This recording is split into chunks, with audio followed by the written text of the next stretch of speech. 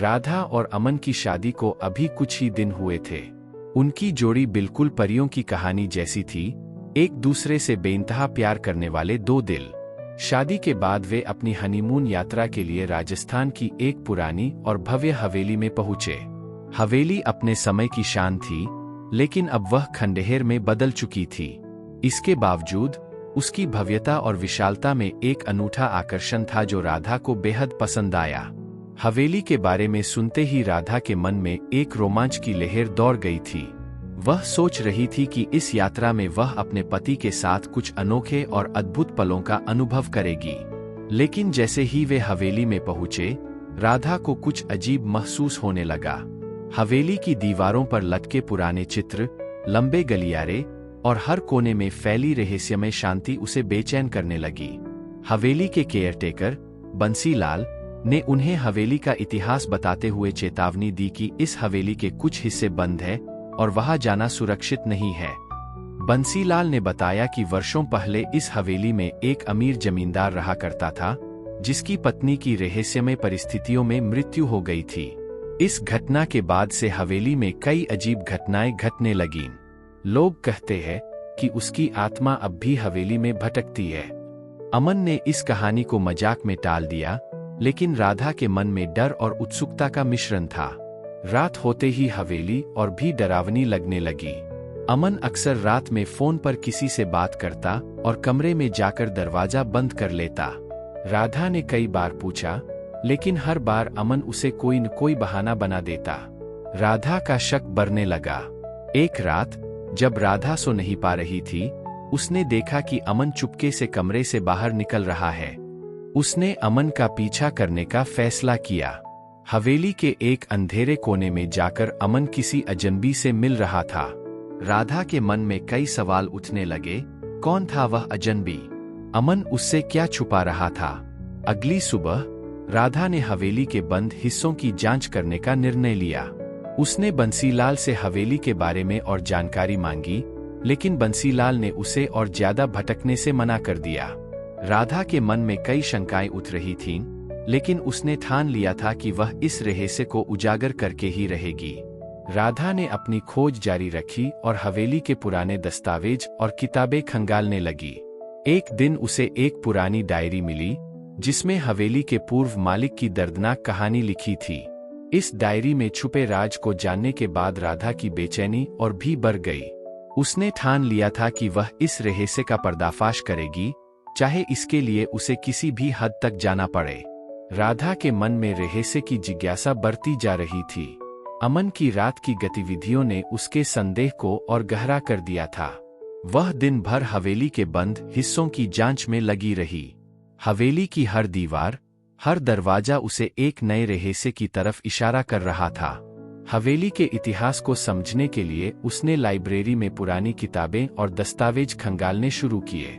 एक दिन राधा को हवेली की एक पुरानी किताब में एक गुप्त सुरंग के बारे में पता चला, जो हवेली के बंद कमरे से जुड़ी थी। उसने सोचा कि शायद यह सुरंग उस रहस्यमयी दरवाजे की तरफ जाती है, जहां अमन रात में जाता था। उसने बंसीलाल से इसके बारे में पूछा, लेकिन बंसीलाल ने उसे उस जगह से दूर रहने की सलाह दी। राधा ने बंसीलाल की चेतावनी को नजरअंदाज किया और सुरंग की खोज शुरू की। उसे जल्दी ही सुरंग का प्रवेश द्वार मिल गया, जो एक पुरानी अलमारी के पीछे छुपा था। सुरंग में घुसते ही उसे एक ठंडक का एहसास हुआ। वह धीरे धीरे आगे बढ़ी और सुरंग के अंत में एक भारी लोहे का दरवाजा पाया। दरवाजा आधा खुला था और अंदर से कुछ आवाजें आ रही थीं। राधा ने दरवाजे के अंदर झांका तो उसने देखा कि अमन और वह अजनबी किसी नक्शे पर चर्चा कर रहे थे। वह चुपचाप उनकी बातें सुनने लगी। अमन और अजनबी हवेली के पुराने खजाने के बारे में बात कर रहे थे, जो इसी सुरंग में कहीं छुपा हुआ था। राधा के मन में कई सवाल उठने लगे। क्या अमन केवल खजाने के लिए यहाँ आया है? क्या वह राधा से कुछ छुपा रहा है? अचानक राधा का पैर एक पत्थर से टकरा गया और आवाज हो गई। अमन और अजनबी चौंक गए और दरवाजे की तरफ देखने लगे। राधा ने खुद को छुपाने की कोशिश की, लेकिन वह पकड़ी गई। अमन ने उसे देखा और उसके चेहरे पर गुस्से और निराशा का मिश्रण था। राधा को समझ नहीं आ रहा था कि अब वह क्या करे। अमन ने राधा को कमरे में खींच लिया और दरवाजा बंद कर दिया। उसने राधा को बताया कि वह केवल खजाने की खोज में नहीं है, बल्कि उसे इस हवेली की एक पुरानी साजिश का पता चला है, जिसमें उसके परिवार का भी नाम शामिल है। अमन ने कहा कि वह राधा को इस साजिश से दूर रखना चाहता था, इसलिए उसने उससे यह सब छुपाया। राधा के लिए यह सब सुनना किसी झटके से कम नहीं था। उसने अमन से कहा कि वह इस रहस्य को सुलझाने में उसकी मदद करना चाहती है, क्योंकि यह केवल अमन का नहीं, बल्कि अब उनका साझा संघर्ष बन चुका है। अमन ने राधा की बात मान ली और उसे सारी सच्चाई बताने का फैसला किया। हवेली के इस गुप्त कमरे में राधा और अमन ने मिलकर खजाने की खोज शुरू की, लेकिन यह यात्रा आसान नहीं थी।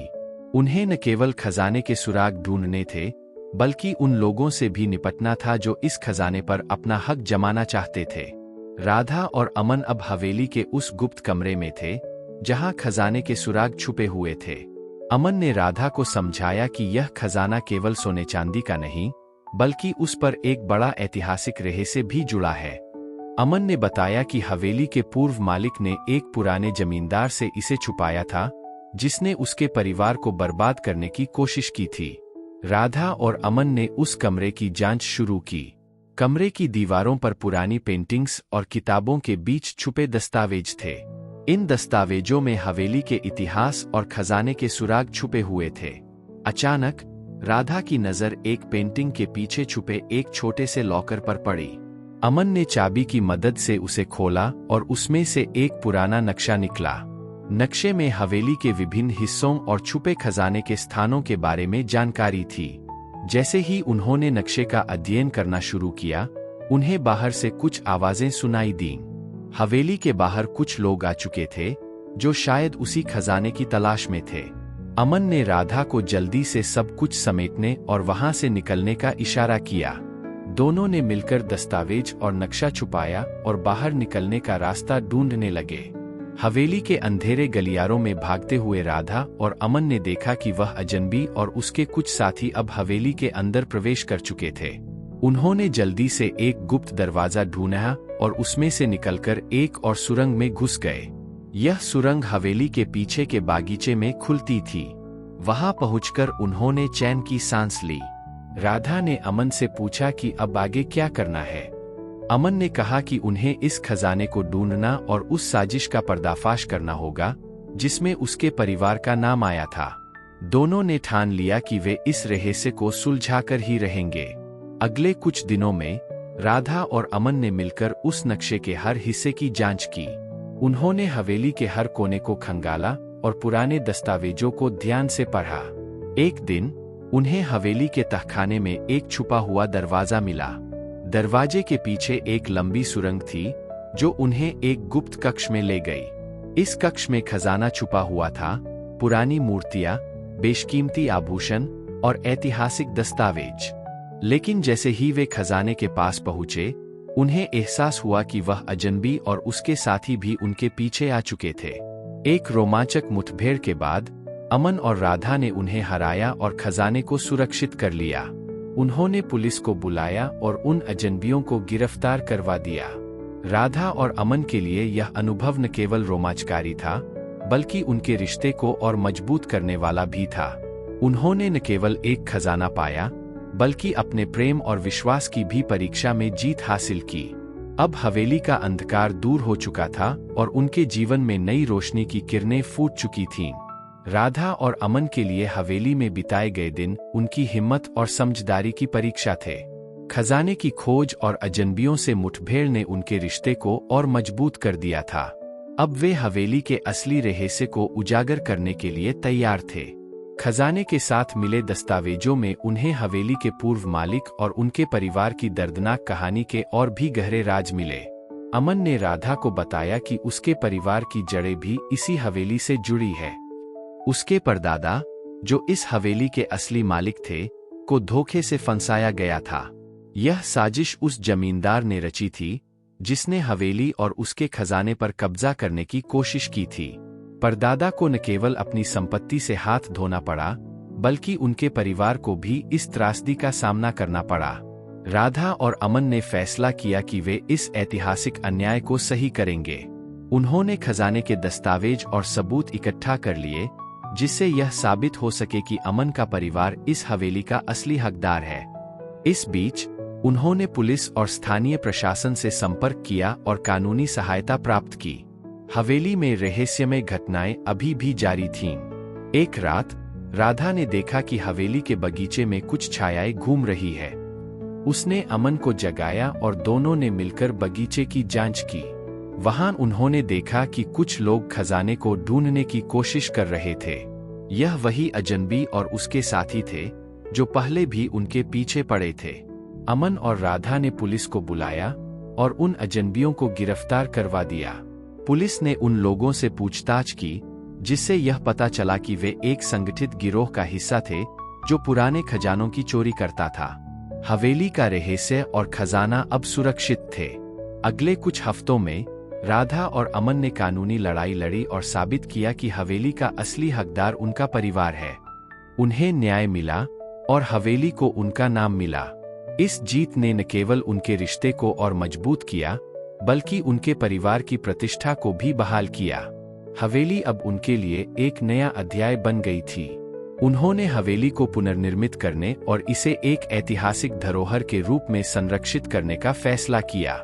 राधा और अमन ने मिलकर हवेली में एक संग्रहालय बनाया, जहां लोग इस हवेली के इतिहास और खजाने के बारे में जान सकते थे। राधा और अमन की यह यात्रा एक अद्भुत अनुभव थी। उन्होंने न केवल एक खजाना पाया, बल्कि अपने प्रेम और विश्वास की भी परीक्षा में जीत हासिल की। अब हवेली का अंधकार दूर हो चुका था और उनके जीवन में नई रोशनी की किरणें फूट चुकी थीं। उनका प्रेम और साहस अब और भी प्रगाढ़ हो चुका था और उन्होंने यह साबित कर दिया था कि सच्चाई और न्याय की जीत हमेशा होती है। हवेली का अंधकार अब धीरे धीरे उजाले में बदल रहा था। राधा और अमन ने न केवल खजाने का रहस्य सुलझाया, बल्कि अपने परिवार की प्रतिष्ठा भी वापस पा ली। लेकिन उनके लिए यह सब आसान नहीं था। उन्हें एक और चुनौती का सामना करना पड़ा, जिसने उनकी हिम्मत और धैर्य की परीक्षा ली। एक दिन राधा को हवेली के एक पुराने कमरे में एक और दस्तावेज मिला। यह दस्तावेज हवेली के असली खजाने के बारे में था, जिसे अभी तक किसी ने नहीं पाया था। इस दस्तावेज में एक जटिल पहेली थी, जिसे सुलझाकर ही खजाने का सही स्थान पता चल सकता था। राधा ने अमन को यह दस्तावेज दिखाया और दोनों ने मिलकर पहेली सुलझाने की ठानी। पहेली सुलझाने के लिए उन्हें हवेली के विभिन्न हिस्सों में छुपे सुराग ढूंढने पड़े। हर सुराग उन्हें अगले सुराग की ओर ले जाता। इस खोज में उन्हें कई चुनौतियों का सामना करना पड़ा। एक दिन जब वे तहखाने में एक सुराग ढूंढ रहे थे, तभी अचानक एक दीवार खिसक गई और उनके सामने एक गुप्त कक्ष खुल गया। यह कक्ष हवेली का सबसे पुराना और रहस्यमय हिस्सा था। कक्ष में एक पुराना संदूक था, जिसमें असली खजाना छुपा हुआ था। लेकिन खजाने तक पहुंचने के लिए उन्हें एक आखिरी पहेली सुलझानी पड़ी। यह पहेली हवेली के इतिहास और उसके पूर्व मालिक की जिंदगी से जुड़ी थी। राधा और अमन ने मिलकर उस पहेली को सुलझाया और अंततः उन्होंने खजाने का दरवाजा खोल लिया। खजाने के अंदर बेशकीमती आभूषण, प्राचीन मूर्तियां और ऐतिहासिक दस्तावेज थे, जो हवेली के इतिहास को और भी समृद्ध बनाते थे। राधा और अमन ने इस खजाने को एक संग्रहालय में प्रदर्शित करने का फैसला किया, ताकि लोग इस ऐतिहासिक धरोहर के बारे में जान सकें। खजाने के साथ उन्हें हवेली के पूर्व मालिक की एक डायरी भी मिली। इस डायरी में हवेली की दर्दनाक कहानी और उसके परिवार की यातनाओं का उल्लेख था। राधा और अमन ने उस डायरी को पढ़कर हवेली के इतिहास को समझा और उन्होंने यह संकल्प लिया कि वे इस इतिहास को सबके सामने लाएंगे। हवेली का अंधकार अब पूरी तरह से दूर हो चुका था। राधा और अमन ने मिलकर हवेली को पुनर्निर्मित किया और उसे एक ऐतिहासिक धरोहर के रूप में संरक्षित किया। उनकी मेहनत और समर्पण ने उन्हें न केवल एक खजाना, बल्कि एक नई पहचान भी दी। अब हवेली एक संग्रहालय के रूप में प्रसिद्ध हो चुकी थी, जहां लोग इसकी ऐतिहासिक धरोहर को देखने आते थे। राधा और अमन के लिए यह यात्रा एक अविस्मरणीय अनुभव थी। उन्होंने न केवल हवेली का रहस्य सुलझाया, बल्कि अपने रिश्ते को भी और मजबूत बनाया। अब उनके जीवन में नई रोशनी की किरणें फूट चुकी थीं और उन्होंने यह साबित कर दिया था कि सच्चाई और न्याय की जीत हमेशा होती है। इस अनुभव ने राधा और अमन को सिखाया कि प्रेम और विश्वास की शक्ति से कोई भी मुश्किल पार की जा सकती है। हवेली का अंधकार अब उनके जीवन का एक हिस्सा बन चुका था, जिसने उनके रिश्ते को और गहरा और मजबूत कर दिया था। राधा और अमन की जिंदगी अब एक नई राह पर थी। हवेली की रहस्यमयी और रोमांचक यात्रा ने उनके रिश्ते को और भी गहरा बना दिया था। उन्होंने हवेली को एक संग्रहालय के रूप में स्थापित कर दिया था और अब लोग इसकी ऐतिहासिक धरोहर को देखने आते थे। हवेली का इतिहास और खजाना अब लोगों के लिए एक खुली किताब बन चुका था। एक दिन जब राधा और अमन संग्रहालय में आए हुए आगंतुकों का स्वागत कर रहे थे, तभी एक बुजुर्ग व्यक्ति ने उनसे मिलने की इच्छा जाहिर की।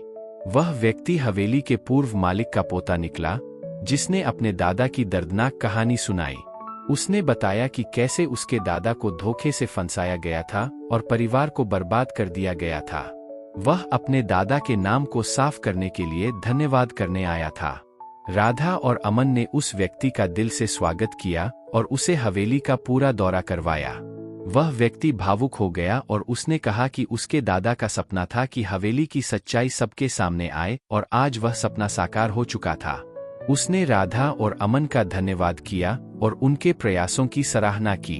इस घटना के बाद राधा और अमन ने महसूस किया कि उनका प्रयास केवल खजाने को खोजने तक सीमित नहीं था, बल्कि उन्होंने एक परिवार की प्रतिष्ठा को भी बहाल किया था। यह उनके लिए सबसे बड़ी उपलब्धि थी। राधा और अमन ने हवेली में एक विशेष समारोह का आयोजन किया, जिसमें उन्होंने सभी स्थानीय लोगों और आगंतुकों को आमंत्रित किया। इस समारोह में उन्होंने हवेली के इतिहास और खजाने के बारे में विस्तार से बताया और उस परिवार की कहानी को सबके सामने रखा। समारोह में सभी ने राधा और अमन की सराहना की और उनकी मेहनत की तारीफ की।